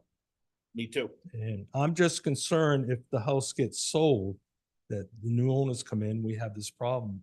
The traffic, and maybe you can cut around so they can get to the other Well, 7 acres. Respectfully, I'd indicate that, regardless of the board's direction or decision on this property, that would be a separate parcel of land. It's a separate private, looks to me to be a private easement over a separate property. So it really wouldn't dictate or change our purview for this application because it's a separate piece of land. That's just, but it's an interesting, curious question, but I don't know if, whether that was an old town road or not. It's a separate piece of land, so it wouldn't be brought forward as a So you consideration for couldn't what's give it to happening here. Either, whole separate piece of land. Then also a rumor over the years from an old family up the road, Maple Valley's a state road. Which it's always been town maintained except this time with the bridge. And whether, I'll be honest, I don't have the information on whether that's state or town right now. I believe it's town, but if it's state, it doesn't necessarily change the relief that this board would give. it does change the applicant's process where they'd need to seek another state permit from Well, DOT. I'm not trying to stop his application. I'm Yeah. just bringing up facts that Yeah, yeah. Turkey Meadows, in my opinion. It's what's gonna happen in another 10 years. And the traffic is terrible soon. Gotcha. We have called the police several times. And we might see a cop one day and that's it. So I don't want the new owners getting hurt. Because I almost got hurt a couple weeks ago. If I was 5 minutes earlier, I probably would have been taken out. On the property, not on the road. Mr. McLean, just a point of something you talked about 30 to 40 years ago, No traffic. the town repaired that bridge. Yes, and They put the big, metal rings in, Right. which are rotting out for some. well, they'd only last so long. It's Yeah, but called they job should have came up security. with a better idea. Well, think about it, tax dollars, it's getting ridiculous, you No know, argument for me, Robert. No argument for me. all right, I'm all set on that. Thank you. Thank you, Mr. Yeah, I'll take a If look. there's somebody else who would like to speak, yes, sir, please come up. I'm gonna ask you to please give your full name and address. Lester Olivera, 185 Maple Valley Road. You swear to tell the whole truth, nothing but the truth in front of this board? Yes, Okay, thank you. I oppose any changes. I've been there, 28 years now. The previous owner that Mr. Hayes bought the property from, they had an engineer come in. They dug perk test within 100 feet of my well. No one ever came and asked me. I'm not saying it's him, so I'm just giving you the story. They did 4. 2 of them are within 100 feet of my well. Another one's within 100 feet of the river. I just don't want anything going on with my well. And that's basically why I That would oppose not any be controlled changes. by us at all. State would control that completely. All right, That would all have to be controlled by the state. well, I'm still And letting they, you know I and they will oppose, take those things into consideration, so. you know. Don't think it's going, like what you're saying is going on. The current owner purchased the property, I think a year ago this month for 105,000. 2 weeks later, he had it on the market for 179. So it was a money grab. No one wants raw land with no approvals for 179 when 60% of it is wetlands. I got that river. It comes through the back of my yard. My property's on the other side of the river. So I don't know what's going on here. Obviously, it's easier to sell with a house on it or with approvals. I'm just here to say I oppose any changes. Thank you. Thank you. Is there anybody else who'd like to speak on this application? For, against, I have a question, please come up, sir. Craig Marcotte, 415 Maple Valley Road. Oh, I'm sorry. You swear to tell the whole truth, nothing but the truth in front of this board? Yes. Thank you, sir. I've lived on the road since, for 40+ years. The road is very, very busy. It has become a cut through. It is a concern. The 25-foot buffer is very close. There are pre-existing houses on the road, one before, a couple after. I'm not sure if Robert has measured his house or your dad's old house. Yeah, but within 30 feet is very, very close to the road. It's fine if you have a 2-car garage, but we all have family, we have parties, we have birthday parties. Cars get put in there. It should be in consideration that it's not just a 3 or 4 person dwelling. You will have people there. Cars go by 40 miles an hour consistently. And we've all seen it. So the other thing, consideration as far as the town road, state road, I'm not sure what that is. I know that at one point they considered bringing Route 84, connecting it from Hartford right down Maple Valley Road. So there could be some consideration of that being a state road, just putting that on the record. But also there are town trees that are on that road. So if the, I don't know exactly where the town property ends and where their property begins, but that has to be considered as far as part of that buffer. If they're clearing that to do their overdig and everything that goes with that, we have to consider the town trees as a part of that. There's supposedly a boundary marker right there, right at the corner. As I understand in the plans. If you're asking the corner of the subject property, it says there's a granite bound found. So if that's the nature of your question, Chair. Yeah, the north property right, there should be it says the granite bound has been found. Do you have the survey? I was trying to see it online, but You could take a look Yep, at this I one don't- while you're here. Please feel free. But Maple Valley, this is where they're looking to propose. Yeah, this is off the record.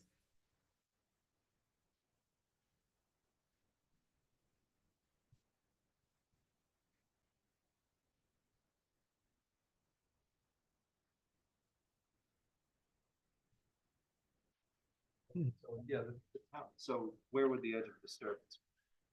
The edge of disturbance hasn't been marked on this plan, but why don't we bring this one back on the record? His question was, he wanted to know about the limit of disturbance. It's not noted on the line, but on the plan as it sits now, but it's understood that there would be disturbance in order to create access for the property from the street right of way for a driveway entrance. The applicant, after all the comments are taken, the applicant can obviously speak to the comments that have come up in terms of limiting the disturbance. They'll have an ability to speak to that as they wish. So I hope that, I don't know if that answers your question. Anybody in the room that would like a chance to review this plan, I can certainly, they can come up to the table, they can grab it from me, they can take a closer look if that is helpful to them to inform what's happening on the property. So the couple of concerns that I would have would be the traffic towards the road, being able to access it directly if it was just a lawn. And you could just pull in the lawn as if you were coming to, having a Labor Day party, pulling up on the lawn, having to back out. I would be concerned about maybe if this does get approved, that there would be some consideration for landscaping to be put up. So that wouldn't be allowed, that they would be just limited to that driveway.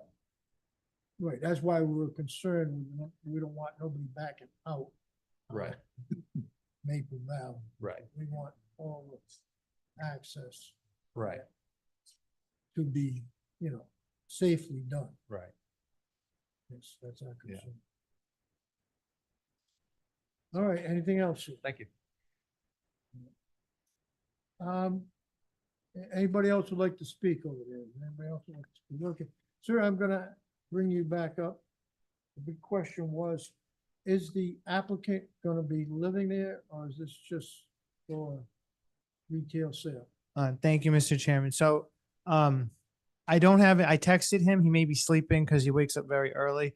I have a lot of clients. So in all honesty, I can't remember. My memory wants to tell you that he said he was going to live in it, but I can't give you that for a yes or no for certainty. He didn't respond to me now. So, I can't answer that question. But I would add that, as the zoning boards function, as I said, I do this a lot. You're a quasi judicial board. We go through the standards. The standards are created for a reason. We meet them perfectly. This is exactly the type of an application that this board's created for.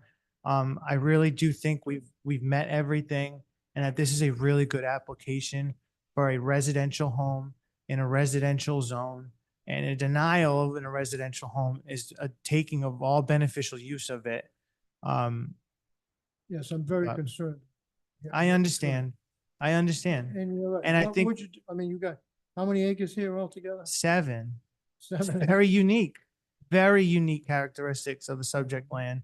And I think we've also tried to offer you the turnaround, head round, the turnaround in the driveway to ease any concerns about traffic and safety, which, by the way, is a criteria for a special use permit oftentimes, but not for a dimensional variance, which is what we're seeking, but we're still willing to offer that to this board. I think that's a very good faith offer by the applicant. And just for the record, I did put on the screen what's there. There is a significant existing tree cover. So if the board is interested, there's the idea of I think, trying to preserve the existing tree cover outside of where there might be a driveway curb cut to the greatest degree possible. Obviously, asking for a turnaround might cut into that, but what you can see from the road here is I bet you that the paved edge, again, is about 5 feet away from the property line, and then you see that there's significant tree cover up and down the road along this section. So there could be some consideration for trying to have a limit of disturbance that leaves some of those existing trees to the greatest degree reasonable. And I do think that the applicant has a point, which is that while I don't dismiss the board's interest in exploring this as much as they can, there are some cases where the applicant does have a point in terms of a hardship, that there isn't allowed use of the property, a single family dwelling. And, they do have a legitimate hardship because of the natural feature and the environmental impacts of getting away from that natural feature to be seeking the relief that they're seeking. I do think that it's fair for the board to have consideration of safe operation of vehicles.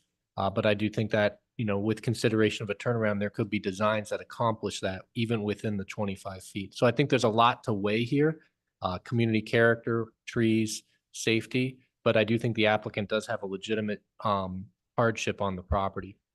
And if I could just build on that quickly, Mr. Chairman, in regards to the tree coverage and the limits of disturbance, the state agency isn't going to allow us to take down any more than anyway. So there's a level of protection there also to ease the board's concern about that. So you're basically only gonna be able to clear where you put the house. Yeah, maybe a couple of feet off and that kind of stuff, for you're not gonna like, be able to clear- like you're not gonna be maintenance, able to that kind clear of cut stuff. the lot. Yeah, safe, no.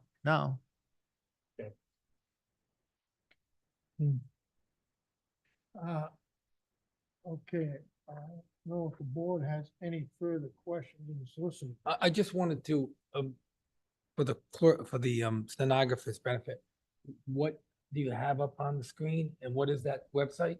What's on the screen that's being shared, and it has been screen shared, is just Google Maps Street View of the location in front of this property that, from our best judgment, seems to be where that driveway and the house would be located, in and around this area.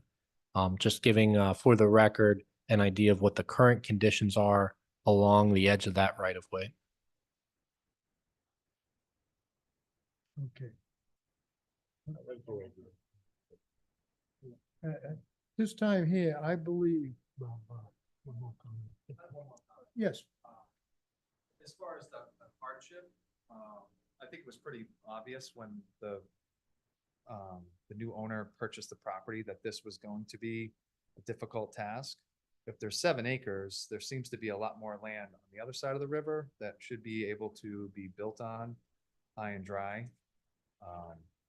I don't think it's the town's burden to decide whether if building a bridge is up to us.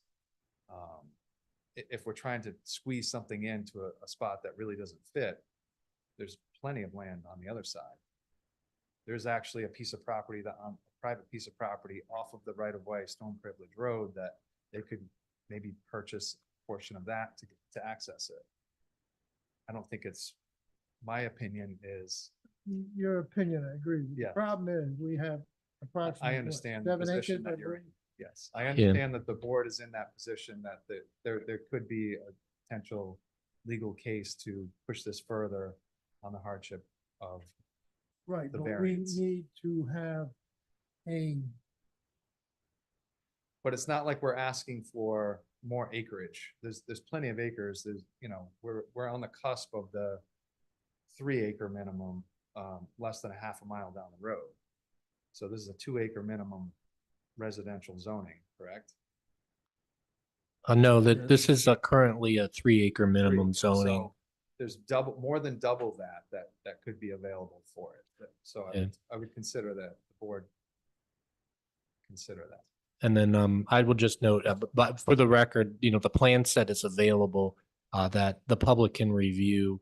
The board has copies of the plan and the indications of the difficulties to get on the other side of the river. But the members of the public haven't seen this plan. They're not familiar with what it is. But if you'd like, I can show you what it's got, and that way you can kind of have a better understanding of the issues trying to get onto the other side of this river.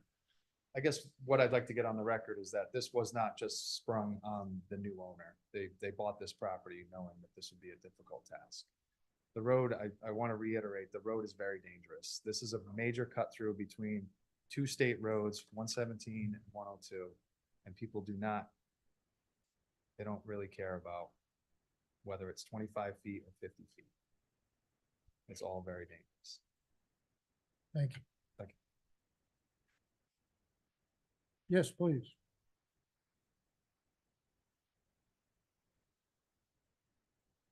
Mary Stamp, 237 Maple Valley Road. Up 2 houses from where they're gonna be building. After reviewing I'm sorry. everything, You swear to tell the whole truth, nothing but the truth in front of the board. I do.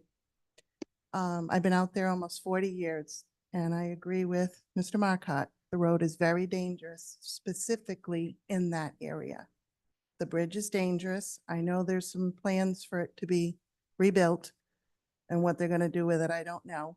But that section of road is dangerous, and if you're only gonna have a house 25 feet from the road, you figure a house has got at least 2 cars, everybody has company.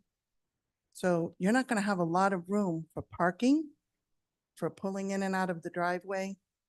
And especially if they're not gonna remove trees, you now reduce the visibility coming out of that driveway.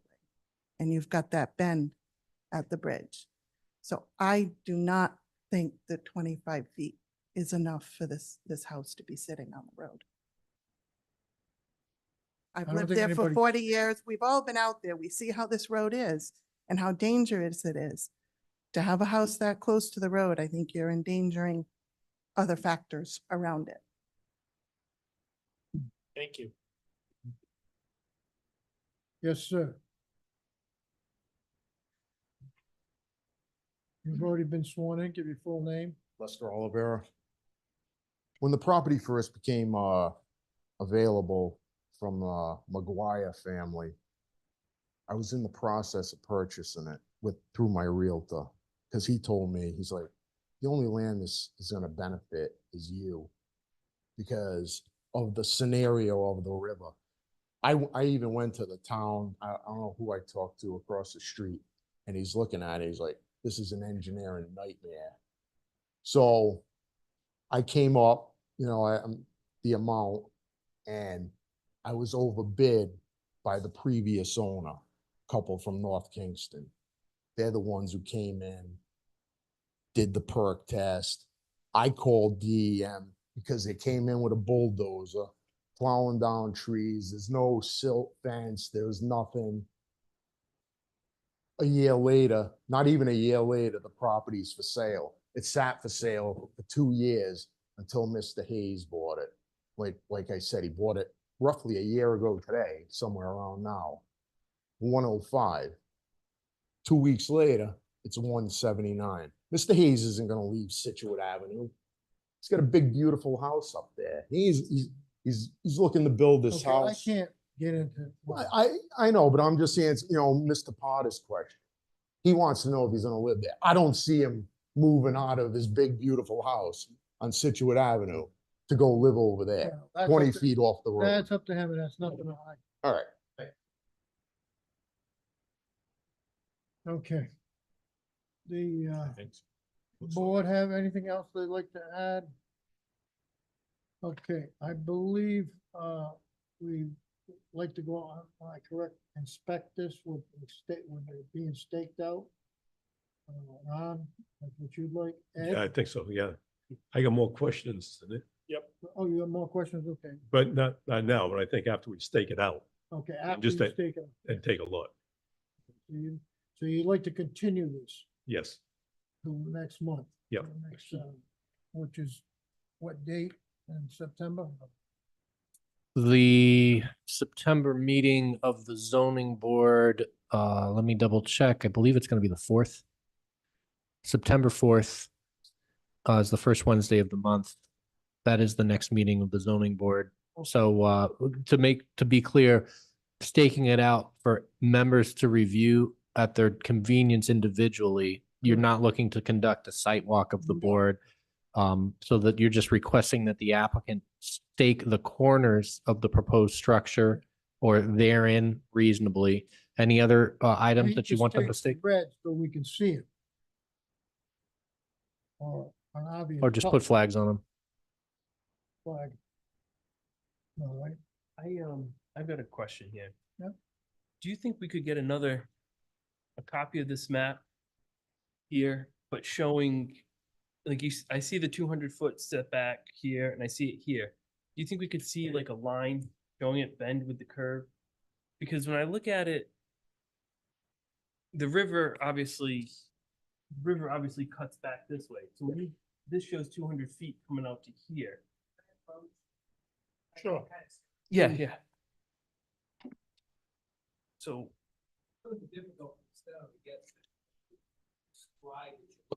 Unless you describe what you're looking at, what page, You want 200 feet from the river. from the river Marked out. showing it marked, like you show. what direction? You show the. There's no, It'll follow the contour of the river. Show like a Follow the 200-foot contour of the setback. So like I see your 200 foot from these two various points. But if you could just have them draw like, just out of a line like curved with it saying, okay, here's the river, here's the setbacks. So we know exactly how the 200 feet would impact the house. Well, so we have, I know it's not curved. so that makes sense. We have it right Yeah. 200 feet from here, to this point, 200 feet here to this point, if you're saying you just want to curve it, maybe like this instead. make a building. Yeah, in but it. If this is the line, the edge of the river is here. but this is the edge here, 200 feet. So even if so we're stuck here. Oh, I and then see if what it you- comes so out, lower. it may come out like this, even if it comes out, maybe, yeah, you might be right that it comes out like that. But But it's either not way, gonna cover it back here more. no, because Okay, we're stuck here. because of this 200 feet. Yes. Russ, I think what you're looking for is just a clarification of where the river is. Better Oh, on the drawing, setback. better on the drawing. Yeah, because if it's, I mean, the edge of the river is here. Right here, you know what I mean? If you follow it, it's gonna stay, gonna curve like that, but when I'm looking at it over here, Come right back here. But I know, think but the- it looks like it could be, it looks like this 200 line could be curved back some, so we know, what I'm trying to get at is if we know this 200-foot setback is further and you know you're gonna have EM or CRMC off of your back, how much relief do you really need? Do you really need the Can I see 25? the- Yeah. kind of- Yeah, so it's. So let me- Sorry, I wanna have this- I'm sorry. Yeah, she's not getting. Yeah. Yeah. Yeah. So even if we go right here, we're still cool, and then I guess like here, we're not. We're not. Yeah, I know, but I just like to see it that way. It would kind of I'll ask. see if it could tell a whole story. Even it's an approximate. Yeah. You want Wait for yourself. So through the chair, I think what the member was suggesting is he just wants to ensure that this survey plan is as accurate a representation of the 200-foot boundary as possible. Right, so in other words, if he's asking for 25 from us, but out of 50 feet, could he ask for 25 from DEM or CRMC? Well, they Well, won't if it- do that until we give them our. Right, but if we had an idea of, okay, he only needs 10 feet on there to meet our setbacks. Yeah. I'm looking at the plan myself and I understand the question, which when you look at the corner that is created out of their 200 foot, you're wondering why isn't it rounded? Right. I'm looking at it and it's probably going to be right in that area, but if it was truly as accurate as possible, you might see a slightly rounded shape. But as I'm looking at it and I'm looking at the 200 foot from the various points on that river, I bet you it's not going to get much closer into the property. It's probably going to be around there. And maybe the survey used an approximation to the best of their ability when they tried to draw that little line segment that shows where on the property they're outside the 200 feet. No, But I'm sorry, Ron. But I think that the comment is noted, which the general direction the board gave is to try to make sure that that 200-foot river buffer line is as accurate as possible, and for the applicant to address that at the next meeting. And if they feel it is as accurate as it can be right now, that's good for you to have. If they think that there's an adjustment that could be made, that's good for you to get. I think what you need too is a better vision. You want to visibly be able to see it on the print a lot better. Even if they took part of that print, instead of spreading it out, just blow up one section or blow up that, because a lot of times you can just take a part of that drawing and blow it up and see what you're looking for. I'm sure they could do it if they're doing CAD or something like that. They could blow up that section so the board can visually see it better. I think it's marked pretty well, but I think that the point is taken. The board wants to ensure that there's clarity, that that line is as an accurate representation as possible within the boundaries that a surveyor must adhere to within their work.